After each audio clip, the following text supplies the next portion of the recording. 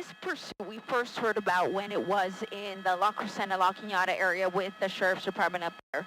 Now, a lot of the time, the Sheriff's Department will initiate a pursuit, but then typically the watch commander will cancel that pursuit because they have to weigh their options. How important is it for us to get this person versus how important is it to make sure that nobody else on the road gets hurt during that pursuit? And a lot of the time, the choice is made to just let the vehicle go and then they'll get them at some other point.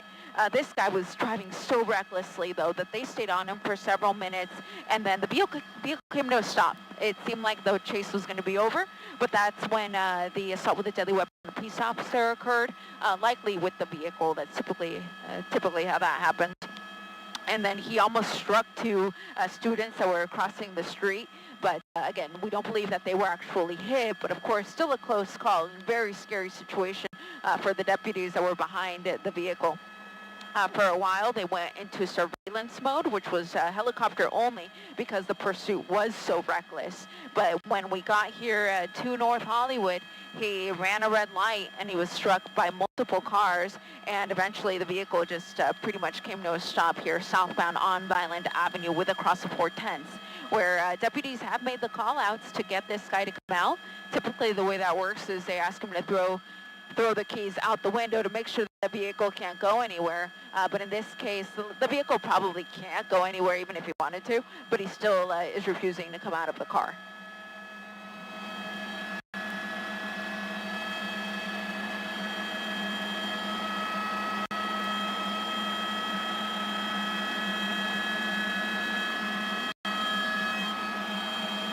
So we are getting ready for NBC4 News at 4 o'clock coming up here in the next few minutes. We hope you can tune in for that. That, of course, is going to be, if you're in the LA area, we're on Channel 4, NBCLA.com, online, and all of our streaming platforms, of course.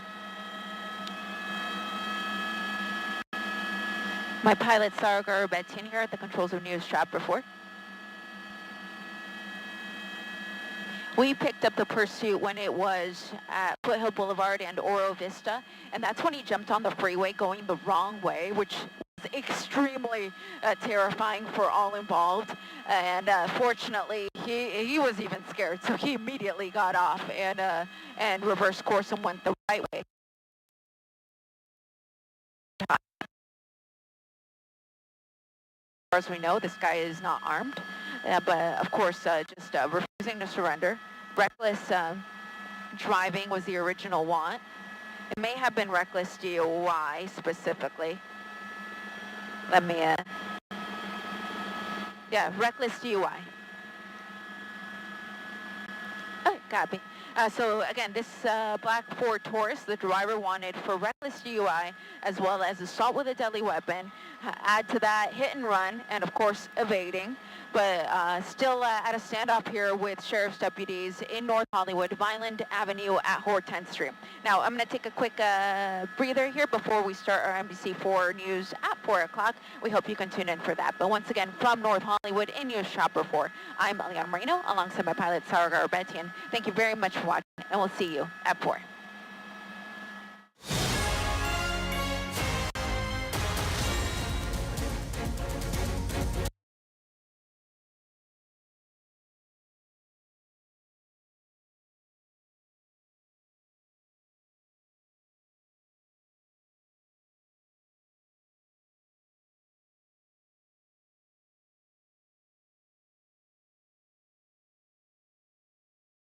All right, so listen up.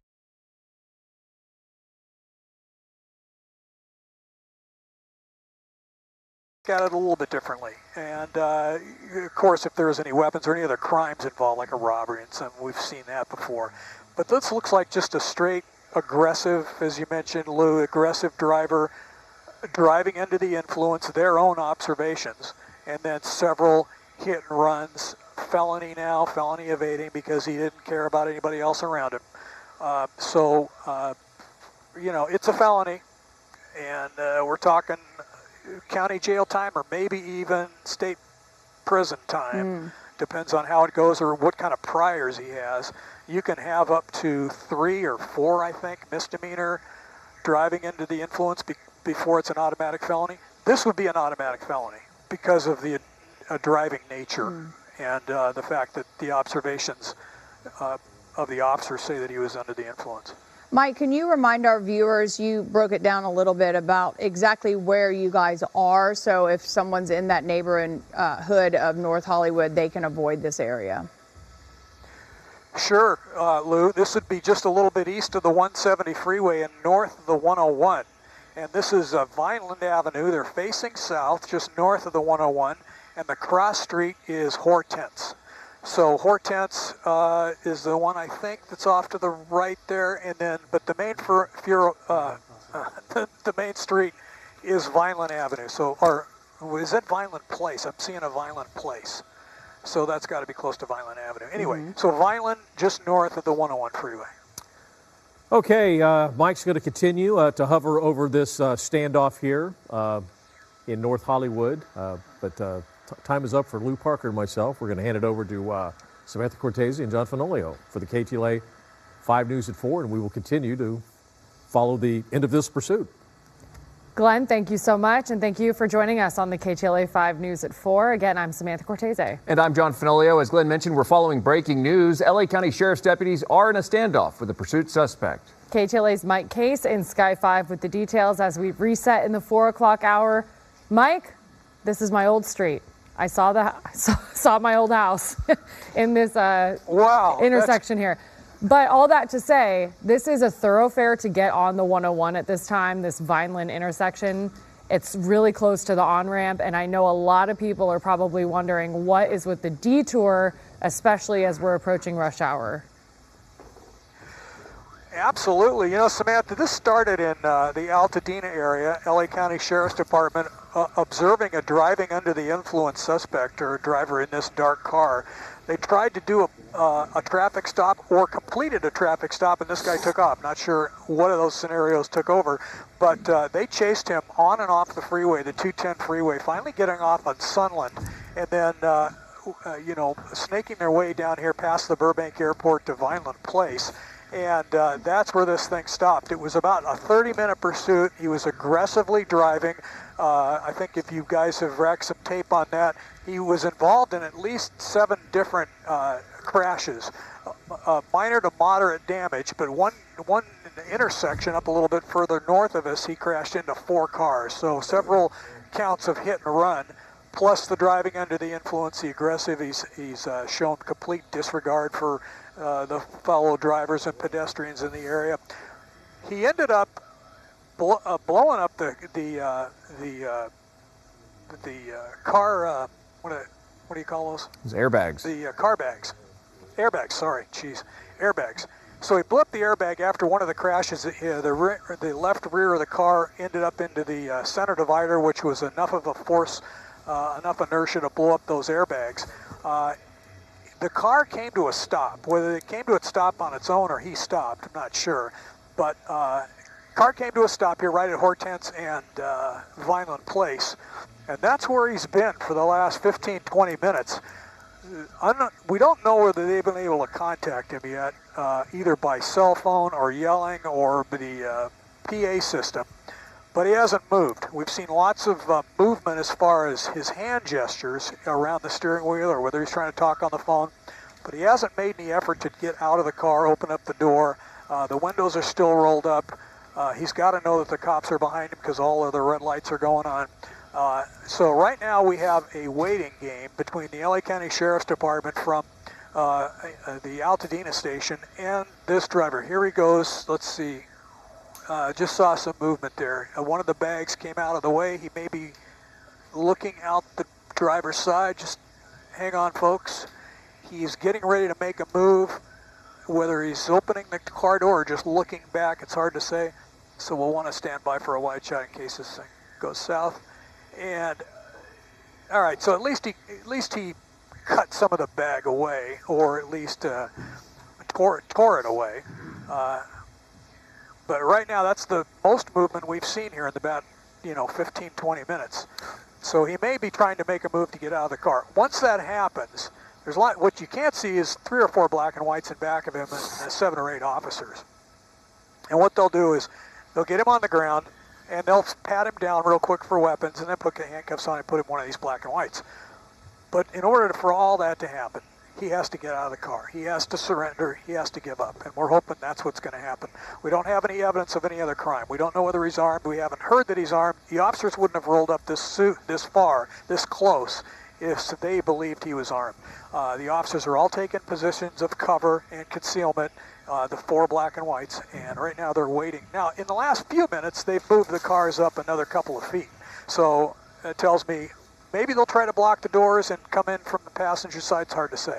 Who he was talking to on the phone, we don't know either. And where the car's registered, that would be useful information to find out if he was able to make contact with somebody, or somebody's been talking to him on the phone, or at least has his cell number that the officers can talk to him. But right now it's a standoff. We don't know if he's armed. Again, this is just north of the 101 freeway, Highland Hortense. And they're waiting for a driving under the influence, a reckless driver, aggressively driving down the street and causing several traffic accidents, to come out of his car and be taken into custody. And for our viewers who may just now be joining us, this is happening in North Hollywood, Vineland Place and Hortense Street. Mike, I believe you said it's east of the 170 freeway, just north of the 101. You said we don't have any indication right now that he could be armed. Deputies don't seem to know that, but they do have their guns drawn and they are moving in closer and closer. We have to believe that they're going to proceed with as much caution as possible. At what point do they make a call to fire less than lethal rounds in there, or something else to try and get him out of that car? Good question, good point. We did see the driver officer in that one first black and white Suburban, or the Explorer, whatever it is. He had additional armor. It looked like he had a body plate or an armor plate that he was going to deploy or put that around him. One of those weapons has to be, trained on the car, has to be less than lethal. I would imagine it's less than lethal. I'm not for sure. But it could be less than lethal. And of course, that would put him out pretty quickly, not kill him, but if that doesn't, now, if the guy gives up peacefully and he stays by the car and just gets down, everything's going to be over with. If he rushes the officers, not really good on his part, but he will be taken into custody. It's just a matter of whether they put him down with a beanbag or able to tackle him to the ground. But by the way the black and whites look, the officers, their demeanor, it doesn't look like they believe that he's armed, and it looks like basically a reckless driver driving under the influence. And they're going to take that driving under the influence in consideration, because he may not have all of his faculties as far as following directions. But like we've been over this about 20, 25 minutes now, so it's a waiting game. The officers are not going to let this guy go. He's going to get out of the car, and that'll be it. Sure. Hopefully soon. Sunset promptly at 4:45 today, so about 40 minutes. I'm sure they would like to get this all wrapped up before both rush hour backs up in that area and before nightfall. They have to be so careful, though. As Mike mentioned, they chased him on and off the 210 freeway. He was involved in at least 7 different crashes through this whole ordeal, at one point colliding with 4 cars in one of those instances. And if we look at our split screen right now, we can see where he slammed up against the center divide right there, and that apparently is what set off those airbags. You can see him deploy right there as he's driving recklessly. Earlier today, after deputies gave chase here, they have to be so careful. And as Mike mentioned, that yes, they are getting closer. One would think that if they had reason to believe that he was armed, they would not be moving in this close. But by the same token, they just don't know. And as we've been saying, it is a waiting game as this guy is refusing to get out of the vehicle at Vineland Place and Hortense Street. Yeah, Mike, do you know if anybody he hit in the process have reported injuries, or if police have stopped to take at least their police report? Well, they're going to report that to the city of LA. Valley traffic officers are going to respond to that, take a hit and run, and then give the paperwork to the sheriff's department. We didn't see him hit any pedestrians, and we didn't hear about any auto versus pedestrians. It was mainly just cars. I don't believe there was sufficient damage to cause an injury. You never know. But as far as we know, they were all cars and all in the pursuit that was happening at the time. So those are all evidence of, evading and hit and run, that type of thing. So as far as getting out of the car, as far as the officer's position, that one officer on the very part of the screen, you can see that may be a less than lethal round. So this is all dictated by what this driver wants to do. The officers really aren't in charge of this. All they can do is cordon the area off, make sure no innocent bystanders get in. Traffic is stopped about a block in either direction, and the driver's the one that's kind of dictating what's going to happen next. So, like we always say, we hope he gets out peacefully, and this can all come to an end. But no other idea as far as any weapons or crimes involved, except the hit and run and the reckless driving, which is enough. He's going to go to jail for a while. But is that him looking up? Yeah, I we got can see him sunglasses moving on? around Okay. quite a bit in the driver's seat there. He keeps putting his hand on the wheel up to his ear. Maybe he's on the phone with somebody. It looked like he had a hat or a beanie on, checking out Sky 5, honestly. He looked up at the helicopters above him. And it looked like you mentioned, he tore or moved the airbag away, maybe in an effort to get out of the car. We haven't seen that yet, though. But there is no going anywhere at this point. That driver is in control. He can end it now if he will comply with deputies' orders and step out of the vehicle, surrender peacefully, so that this whole ordeal can end. But right now, he is simply refusing to get out of the vehicle. And obviously, those deputies aren't going anywhere. That car is seemingly all but inoperable. And now that the airbags have deployed, he certainly is not going to go anywhere. So he's got two choices. He can try to fight with the deputies once he steps out of that vehicle. They can go in and get him and pull him out by force, or he could end it now by surrendering peacefully. And at around 3:30 this afternoon, the Sheriff's Department did say the car was pulled over because the driver matched the description of somebody armed.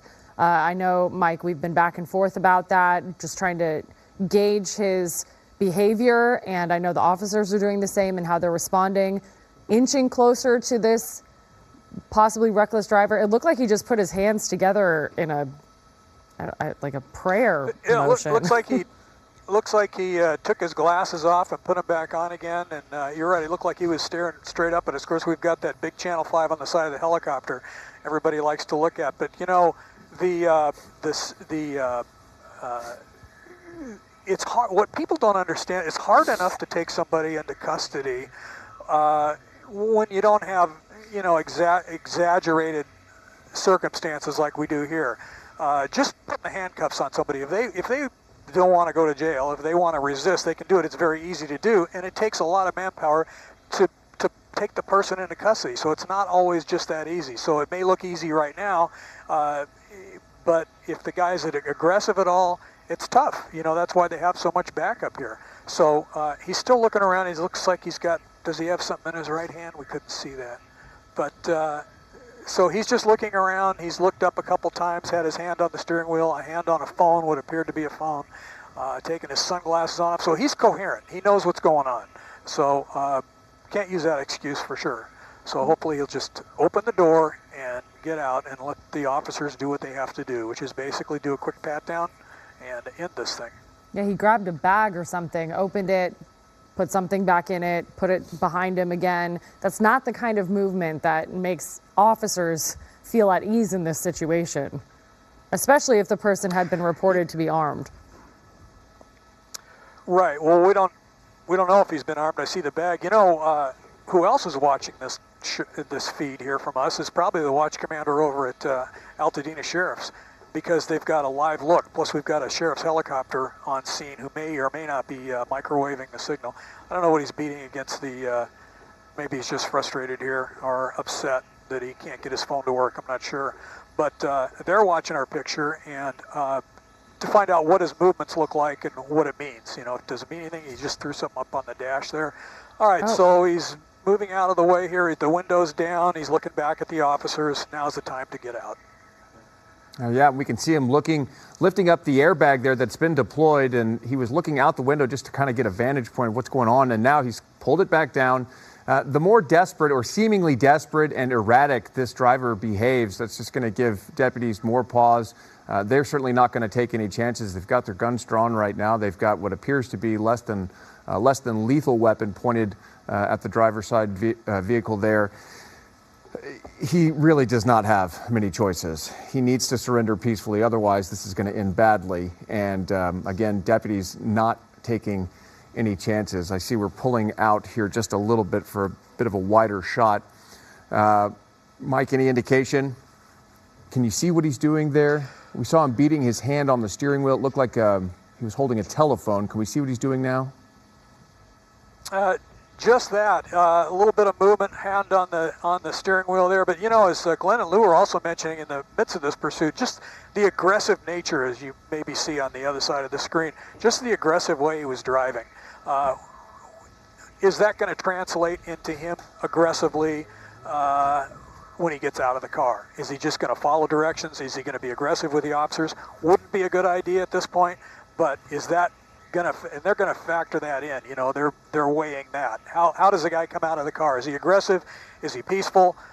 Why is he waiting? What's the point? They're not going to go anywhere. Looks like he could be dialing the phone. Hard to say. But has he calmed down a little bit? That's the other question. And you have to imagine the deputies are also a little bit on edge as those airbags have been deployed. They may not be able to have eyes on that suspect as well, which I'm sure makes them very nervous.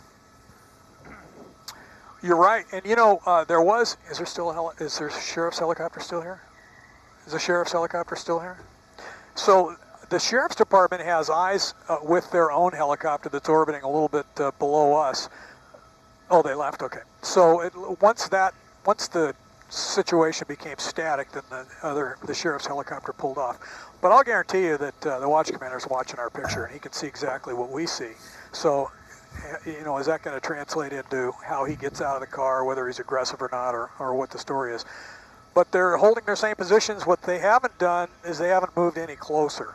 So that tells us they're just going to wait this thing out. The street is blocked off in all directions. Again, this is Vineland Place in Hortense, just north of the 101 freeway. So you want to avoid this for folks on Vineland trying to get to the 101, or the 170 you can still get to, but it's going to be just some traffic here to deal with. Yep, my thoughts exactly, Mike. Few minutes until he takes him into custody. Yeah. As we approach the 4:15 here, quarter after, we're just watching the traffic build up around this area. Again, this is just off Vineland and Hortense. I know we keep repeating that because this is close to an on-ramp to the 101, and a lot of people use this thoroughfare in North Hollywood, West Toluca Lake, San Fernando Valley. Steer clear.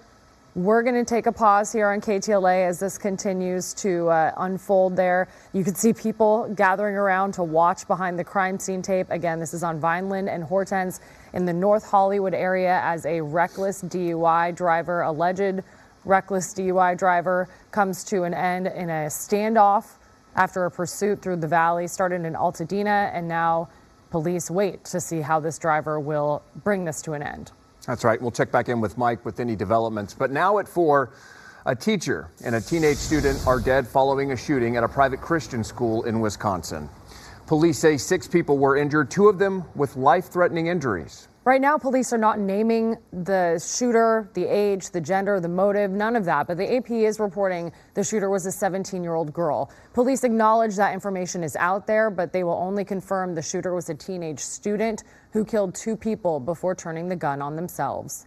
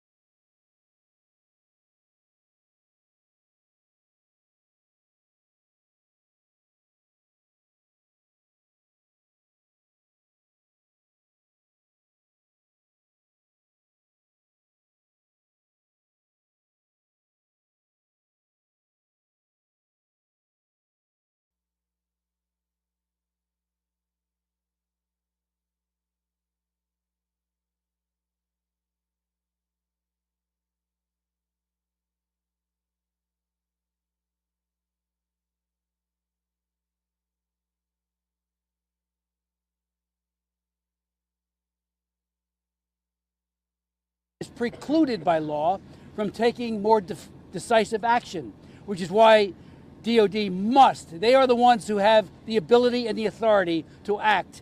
Congress, yes, and the president, yes, need to move quickly to expand state and local authorities' powers.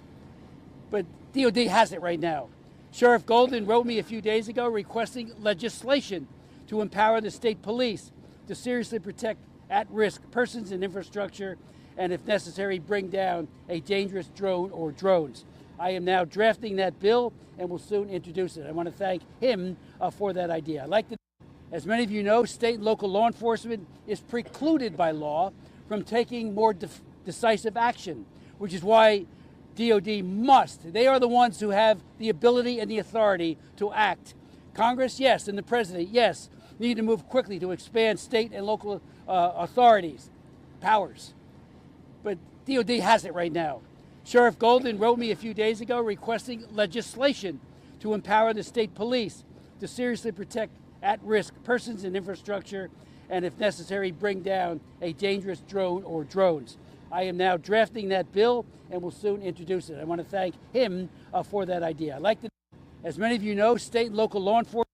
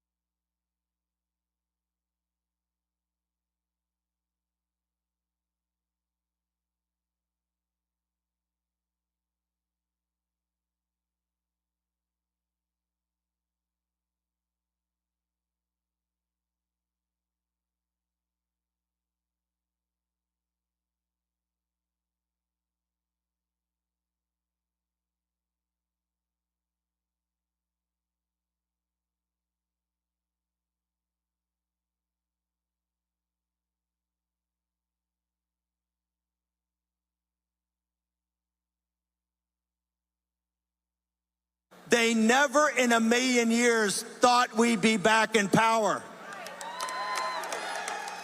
And they need to learn what populist nationalist power is on the receiving end. I mean investigations, trials, and then incarceration. And I'm just talking about the media. Should the media, Mike, where's the viceroy? Should the media be included in the vast criminal conspiracy against President Trump and his followers? Should Andrew Weissman on MSNBC and Rachel Maddow and all of them, we want all your emails, all your text messages, everything you did, you colluded in a conspiracy with Merrick Garland, Matthew Colangelo, Lisa Monaco, and Jack Smith. This is not me saying it. Benny Thompson's on TV saying, give a committee a pardon. Lock them up and throw away the key. In the White House right now, with the world on fire, they're spending the time on blanket preemptive pardons. Blanket preemptive pardons. Here's the good news, folks. Here's the good news. We've got these rats cornered. If they give the pardons, the Democratic Party is finished. Amy Klobuchar and those people are telling you that. If they give, we dare you to give blanket preemptive pardons to anybody. If it happens, the Democratic Party is over. And if it doesn't happen, you're all going to prison. That's what the Chinese call a win-win, right?